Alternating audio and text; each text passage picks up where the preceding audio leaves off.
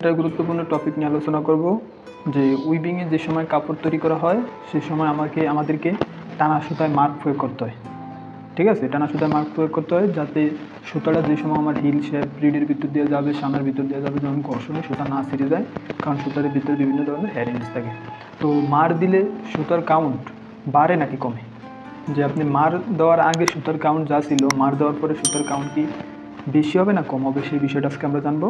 যেমন ধরি মার দেওয়ার পূর্বে সুতার কাউন্ট ছিল 46, আর আমি যেই সুতাটা মার্ক প্রয়োগ করছি সেখানে আমার মার্ক প্রয়োগের পার্সেন্টেজ হলো 10%। ঠিক আছে, তো এখন আমরা যে সময় সুতার কাউন্ট বের করবো যে মারযুক্ত সুতার কাউন্ট, তো মারযুক্ত সুতার কাউন্ট হবে মার ছাড়া সুতার কাউন্ট ইন্টু উপরে 100 নিচে 100 প্লাস মার্ক পার্সেন্টেজ, অর্থাৎ যতটুকু মার্ক প্রয়োগ করছে। তো ক্যালকুলেশন করলে আমার সুতার কাউন্ট আসে 40।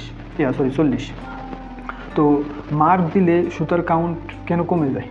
ঠিক আছে, তো আমরা জানি কি যে কাউন্ট নির্ণয়ের যে সূত্র ইংলিশ পদ্ধতিতে, মানে ইন্টেক্স সিস্টেমে লেন্থ বাই ওয়েট। ঠিক আছে, অর্থাৎ আপনি যদি সুতার লেন্থকে ওয়েট দ্বারা ভাগ দেন তাহলে আপনি কী পান? কাউন্ট পান। তো যেই সময় আমি সুতার ভিতরে মার্ক প্রয়োগ করি তাহলে সেই সময় আমার কি ওয়েট বেড়ে যায়।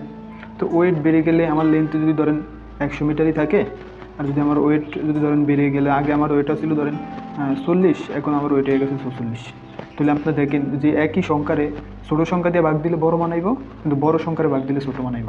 দ্যাটস ওয়াই আমার যেহেতু মার্ক প্রয়োগ করার পরে সুতার ওয়েট বেড়ে গেছে, সেই জন্য আমার সুতার কাউন্ট কী হয়ে যায়? কমে যায়। তো আশা করি বুঝতে পারছেন সবাই আজকের এই গুরুত্বপূর্ণ টপিকটা। Thank you.